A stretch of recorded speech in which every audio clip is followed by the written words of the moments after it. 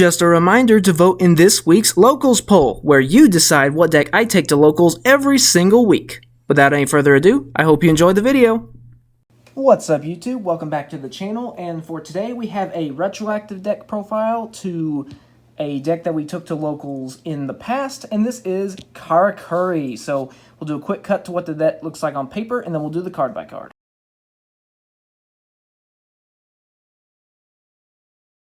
Okay, so starting off with our high-level monsters, we have Nanashik and Kunamzan. So I'm not going to go through the whole, Karakuri model, blah, blah, blah. I'm not going to do that, because otherwise we'd be here all night. So Nanashik, when it's tribute summoned, you can draw cards equal to the same number of defense position Karakuris, so this is just a chance to get extra draw power, and then it's a 2200 beat stick, so we can summon this off of one of the synchros trying to go for an OTK. And then Kunamzan, I'm running this at 2 because I mainly want to search this out with one of the other monsters, but we can use this to change the battle position of a Karakuri, special summon itself as a tuner. So it becomes a level 5 tuner to facilitate our synchro plays. Next, for some of the level 4s, I've got 1 Hypa, 2 Quick, 3 Nisamu, and 1 Saizan. So Hypa is literally just a 2100 beat stick. That's basically all it is. Quick, you can either use it as a beat stick or a synchro material, but also if you get the chance, if it can run over something by battle, you can special summon a Karakuri from your grave, so you can extend with more synchro plays during main phase 2. Nisamu is a recruiter, so basically if all else fails, you can set this face down, and then you can, when your opponent destroys it by battle, special summon another one, same thing happens, so summon another one. So it's just a recruiter. And then Saizan, it's a level 4 tuner, but I like to special summon this one off of the last synchro we make, because when it's selected, or when it's, like, say we attack, because it can't be destroyed by battle while in attack position, and then, like, say we just run into an opponent's monster, we take some damage, then all of our other Karakuris get a 400 attack, or excuse me, an 800 attack boost until the end of the turn. So it's just a way to further facilitate OTKs. Next, moving on to the level 3s, we have 3 Ninishi, 2 Nishipachi. Alright, so Ninishi, this is a definite 3 of because it gives us an extra normal summon of a Karakuri, and it's also a level 3 tuner. Nishipachi is also a tuner, but we mainly summon this off of one of the synchros we make in order to get a certain advantage, because when it's summoned, a mandatory effect activates where it selects a monster on the field and then changes the battle position. So a lot of times we'll summon this in attack position, mandatory effect activates, changes to defense position, and that will get a beneficial effect for us. And then we can further extend with synchro play since it is a tuner. Next, we're running 3 Inashichi.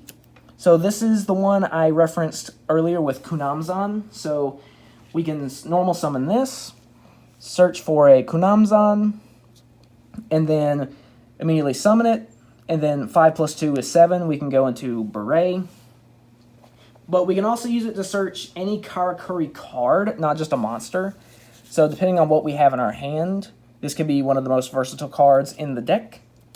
Very good there. You want to see it as soon as possible. Next, we're running 1 Shinkuro and 2 Shirokunishi. So, or basically, I just like to call this one the Toad, because that's basically what it is. So this one, this is a level 2 tuner we can summon to go straight from Beret into Beret Blue, straight from the level 7 to the level 9 if we need to. Then we also have the level 1. I like to go into the level 7, then into the level 8, then into the level 9. by summoning these guys, and the reason I do that is because while in the graveyard, we can quick effect banish this to target a monster on the field and change its battle position.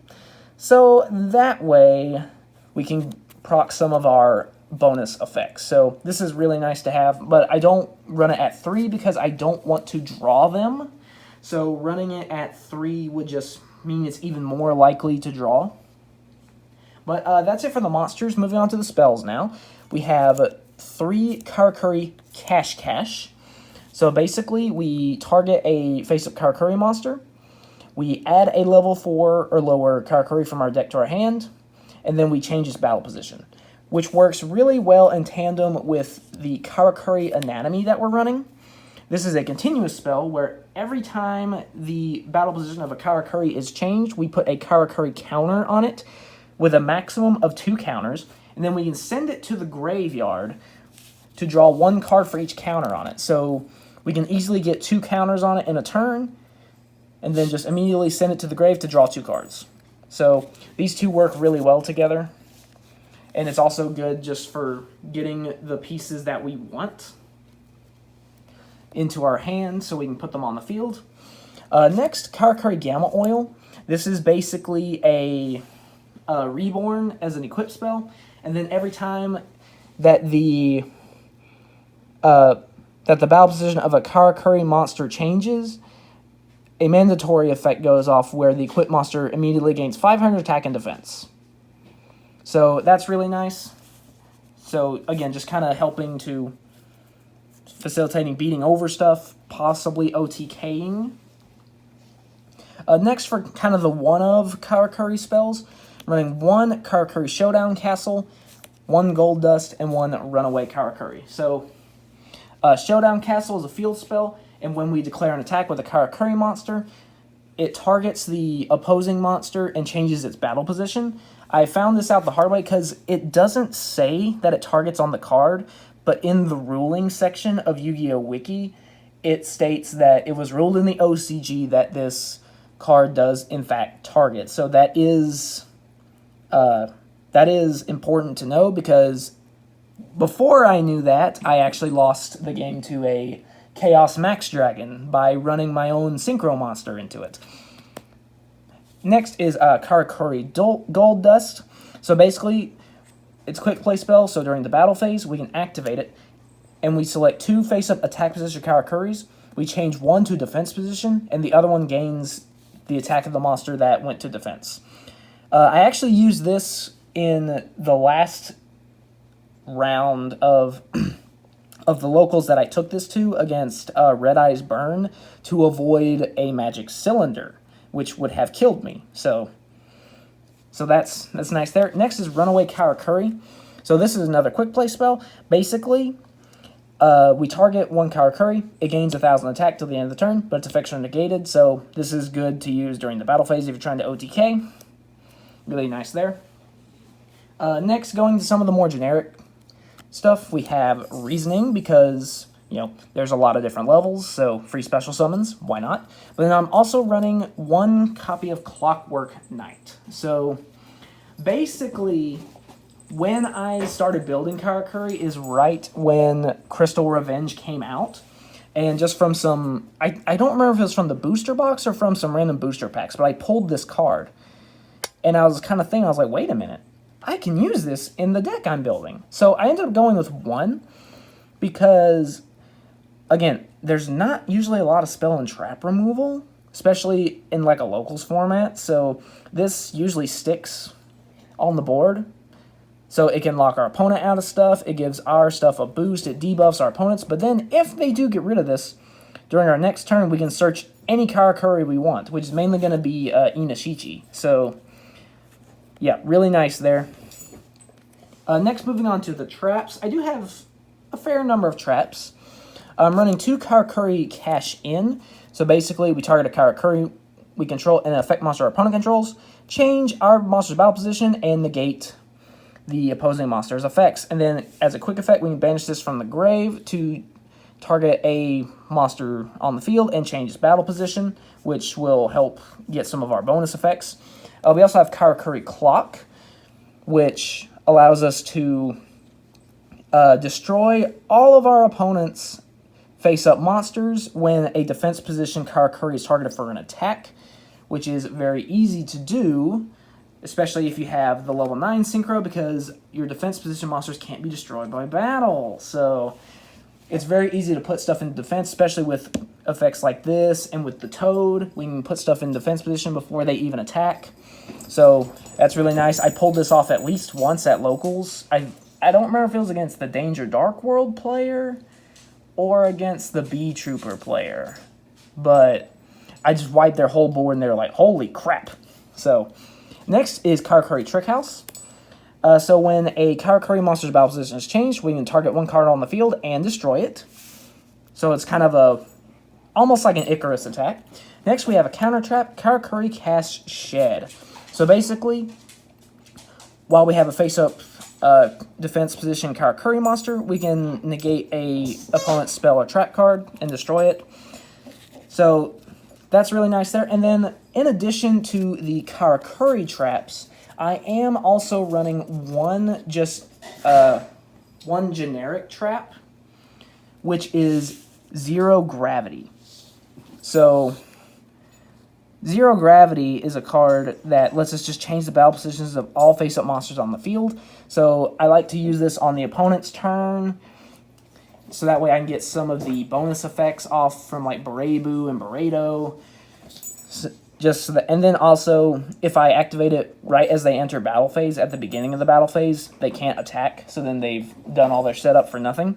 So it's just kind of a nice way to kind of proc those effects, and then also keep our opponent from pushing through our defenses. So yeah, moving on to the extra deck now. So this is a 100% pure Karakuri deck. So the only monsters you will see are Karakuri monsters. That's just kind of my style. So we're running 3 of each.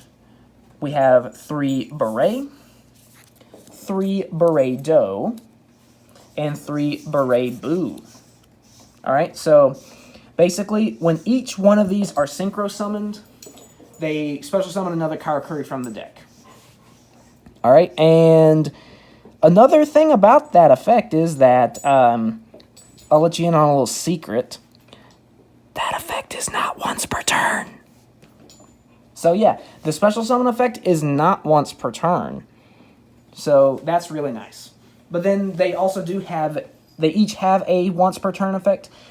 This one, you can target any monster on the field, changes battle position. This one, when the battle position of a Karakuri is changed, draw a card. This is mandatory. This one is optional. When the battle position of a Karakuri is changed, you can target one card on the field and banish it. So, yeah, really nice, fun deck. It's really fun. I ended up going 1 and 2 with this deck at locals. The Red Eyes Burn really did me in, but we'll get to that later. So, yeah, I might end up having to speed up the test hand portion because this is a combo deck through and through. So, without any further ado, we're going to get to the shuffle and get to the test hands.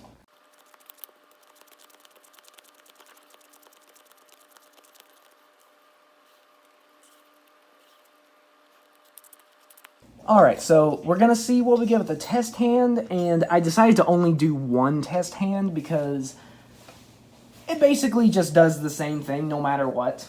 So we're just going to do one test hand because no matter what we draw, the end goal is the same. So we got Zero Gravity, Trick House, Reasoning, Gamma Oil, and Karakuri Anatomy. Okay, so this is what we'd be starting with, but I typically like to go second, so we're going to emulate that. Ooh, okay, good. Good. We got Inishichi. That's literally the only thing that makes this hand playable, pretty much. Because somehow we didn't get any other monsters, but that's okay. So what we're going to do is, in an attempt to bait an Ash, we're just going to go ahead and fire off Reasoning. So this is basically a win-win card, because there's so many different levels that no matter what, we're fine. So we're just going to roll a dice for our opponent declaring. Okay, sure, level 6, why not? So we're going to Excavate, Oh, that's ironic. Okay, so we special summon this Inishichi. Now, unfortunately, the effect will only trigger on normal summon. But that's okay, because we're going to go ahead. Before we normal summon our Inishichi, we're going to activate Anatomy. Sorry if there's any excess noise. My dog is playing with her ball right now, so you might hear some squeaking. So now that we have Anatomy, we can draw possibly 2 cards. So we're going to go and normal summon Inishichi. Alright, and its effect is actually mandatory to search. So we're going to go ahead and add a Kunamzan from our deck to our hand. So, Kunamzan, where are you? There you are. Alright, so we're going to add a Kunamzan from our deck to our hand. Alright, so what we're going to do is we are then going to activate the effect of Kunamzan in our hand. Lulu, hush. Sorry, she's... Stop. Sorry, she's growling at our kitten because she wants to play. And the kitten's like, no, leave me alone. But, so we're going to activate the effect of Kunamzan in our hand. We will change the battle position of Inishichi and special summon it as a tuner. And since this was changed battle positions, we get a counter on Karakuri Anatomy. Alright, now this is a level 5 tuner, plus 2 is 7. Alright, so we're going to activate the effect of Beret to special summon a Karakuri from the deck. Alright, we are going to get the Toad from the deck. There we go. Alright, shuffle, shuffle. Alright, then we're going to synchro for 8, because this is a tuner, level 1 tuner, for Beredo. Alright, Beredo effect. Special summon a Karakuri from the deck. We're going to summon the other Toad.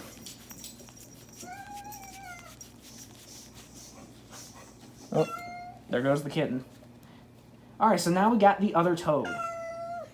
Alright, so, as you can guess, we're going to synchro for 9. Who would have thought? Berebu is in the house. Alright, now, we're going to go ahead and activate the effect of Berebu. Special summon, you guessed it, a Karakuri from the deck. Alright, so in this case, we're actually going to go for Nishipachi here. So we're going to summon it in attack position. Okay, mandatory effect of Nishipachi. When it's summoned, we change the battle position of one monster on the field. We'll change it from attack to defense position, which will give us the second counter on Karakuri Anatomy. We will then activate Karakuri Anatomy, sending it to the grave with its 2 counters, to draw 1 card for each counter. So we're going to get to draw 2. So we can bolster our defenses even more. Okay, not bad. So what we're going to do now is we're actually going to go ahead and activate Karakuri Gamma Oil to revive the Beredo that we just synchroed off earlier. Boom. I'm actually going to kind of move this over. Try to get it all on screen here. All right. And now, we got 3 trap cards that we can use to disrupt our opponent. So obviously, we would, enter battle. Oh, also one thing I forgot to mention is after Nishipachi changed battle position, we would get the option to activate Berebu's effect to target a card on the field and banish it. So again, assuming we're going second, that's what we would do. So we would target something and banish it. We'd enter battle, hit for potentially 5,800. Then we'd set 1, 2, and 3 in the back row.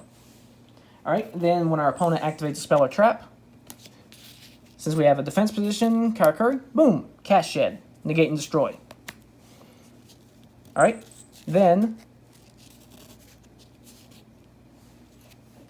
we have actually a couple options during the main phase, because we do have both of the toads in the grave. So as a quick effect, we can banish this to change one of our Karakuris to defense, which would trigger Burrito's mandatory effect to draw a card, and we can also trigger Burrito to target and banish. This effect is only once per turn, though, so we could only use this once during this turn. But then, also, since a battle position of a Karakuri is changed, we can use Trick House to destroy something else. So we can destroy one thing, banish another, and draw a card. And then, because a battle position was changed, Gamma Oi would give this 500 attack and defense, bringing it up to 3,300 attack. And if that still wasn't enough to stop our opponent, we have Zero Gravity to change all their attack position monsters to defense position.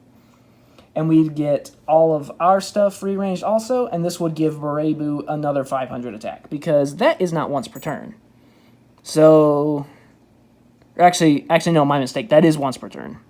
My mistake. But still, it'd still be a 3,300 attack Burrito. So, yeah, that's basically it. That's basically what the deck does, is it just synchro, break the board, try to OTK.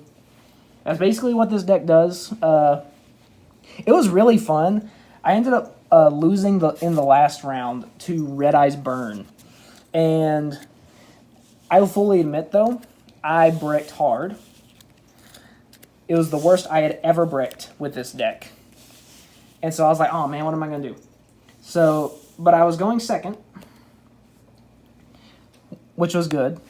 And my opponent made Red Eye's Flare Metal Dragon Pass. You know, the XZ's monster that burns. So that's what I was having to deal with. So I was like, okay. And then I was able to draw into something I could use. So I was just having to take 500 damage every time I would do something. And then I finally got to where, I mean, I had game on the board. I had banished his monster and everything. I had game on board. I had over 8,000 damage. I had all 3 synchros on the board. So I was like, alright, I got this. I entered battle phase. He flips up Magic Cylinder. I use Gold Dust to avoid the first one. He uses the second one. I use a Toad effect. Oh, hi Shadow. I use a Toad effect to get the second one, to avoid the second one. He flips a third Magic Cylinder. So, yeah, there was just no way for me to win that one. So, I lost game 2 of that one. So, yeah, that's it for the deck profile. I hope you enjoyed. It's a fun deck for sure. It's really fun. Highly recommend it. It is super duper fun. But, yeah. Be sure to vote in the weekly locals polls. I really appreciate you guys that vote. I want to encourage more people to vote in it. You know, just take about... Woo! Sorry, hit the tripod. Just take about 10 seconds out of your day to vote for one of the decks in the poll. Just the one you like best. Just so that way we have more interaction with the community. So, yeah. Please vote in the weekly locals polls. Like, subscribe, share, all that good stuff, and I'll see you next time.